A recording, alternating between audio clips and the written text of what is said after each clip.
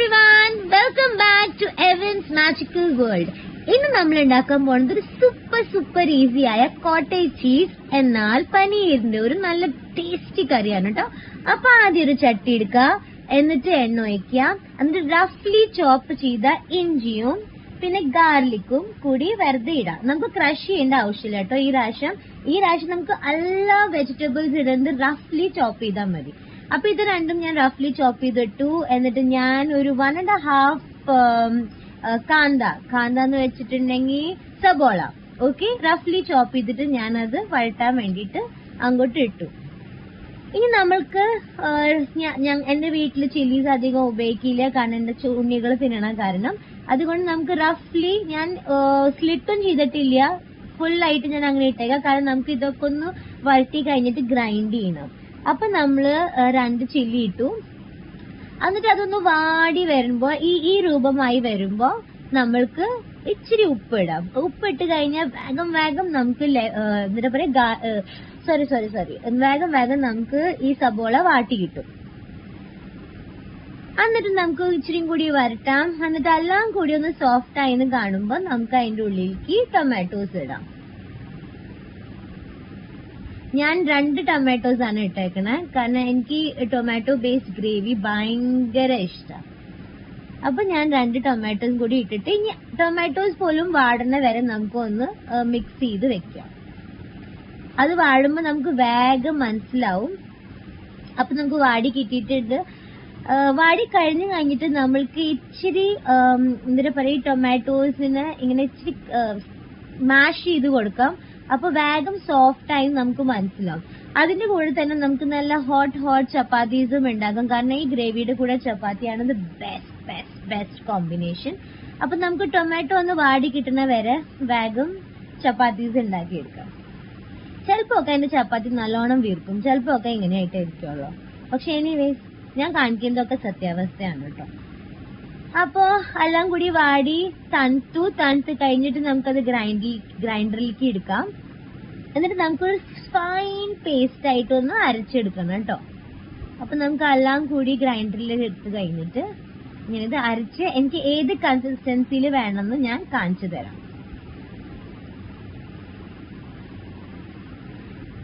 Okay, ഞാൻ എല്ലാം കൂടി എടുത്തിട്ട് ഈ കൺസിസ്റ്റൻസി വേണം. ഇച്ചിരി വെള്ളം ഒഴിച്ചിട്ടുള്ളൂ, അധികം വെള്ളം ഒഴിച്ചിട്ടില്ല. എന്നിട്ട് ഈ ഫൈൻ പേസ്റ്റ് ആയി കഴിയുമ്പോ ആ സെയിം ചട്ടിയിലേക്ക് നമ്മൾക്ക് ഇച്ചിരി എണ്ണ ഒഴിക്കാം. എന്നിട്ട് ആദ്യം ജീരകം ഇടാം. ജീരകം എന്റെ എല്ലാ ഡിഷുകളിലും മെയിൻ ഇൻഗ്രീഡിയന്റ് ആയിട്ട് എപ്പോഴും ഉണ്ടാവും. എനിക്ക് അതിന്റെ ടേസ്റ്റ് ഭയങ്കര ഇഷ്ടം. ജീരകം ഇട്ട് കഴിഞ്ഞിട്ട് 1 സ്പൂൺ ചില്ലി പൗഡർ ഇടാം. എന്റെ അധികം എരിവുള്ള ചില്ലി പൗഡർ അല്ല കേട്ടോ, പക്ഷെ നല്ല കളറും കിട്ടും ചെയ്യും. അപ്പൊ 1 സ്പൂൺ ചില്ലി പൗഡർ ഇട്ടിട്ട് അധികം കരിക്കാൻ നിൽക്കരുത്, വേഗം തന്നെ നമുക്ക് ഈ മിക്സ് ചെയ്ത് വെച്ച ഈ ഇൻഗ്രീഡിയന്റ് പോലും ഇടാം. എന്നിട്ട് നന്നായിട്ട് മിക്സ് ചെയ്ത് കൊടുക്കാം.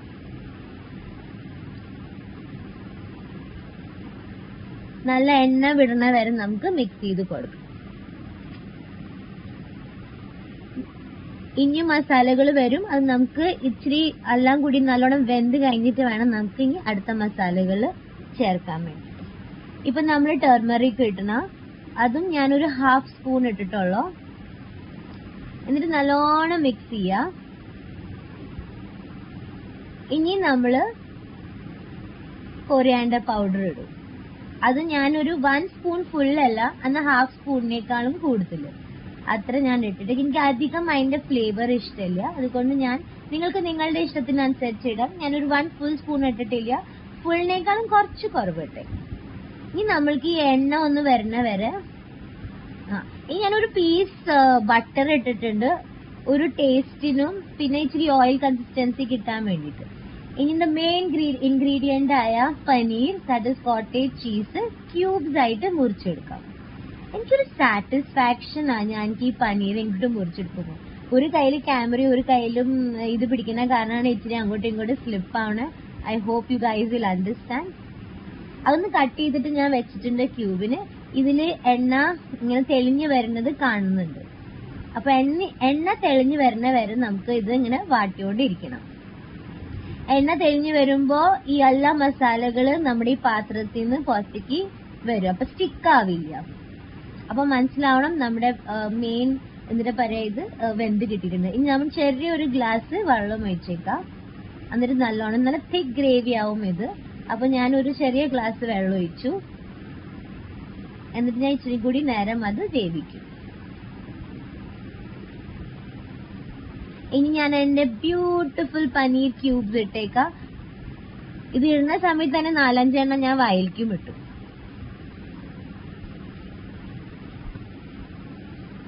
അതിന് നല്ലോണം ഇളക്കാം. ഇനി അതൊരു വെന്ത് വരുമ്പോ അതിന് ബബിൾസ് വരണ കാണാം. ഇനി നമ്മൾക്ക് ഇതിന്റെ മുകളിലേക്ക് കുറച്ച് ഗരം മസാല ഇട്ട് കൊടുക്കും ഒരു ടേസ്റ്റിന്.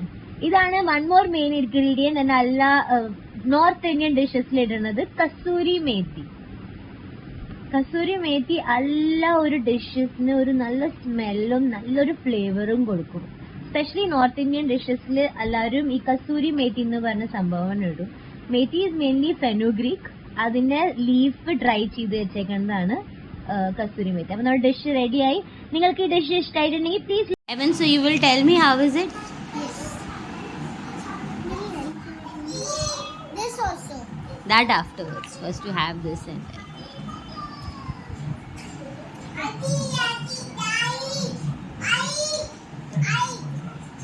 You ate? You ate? Okay, eat. So Evan, how is it? Delicious and yummy.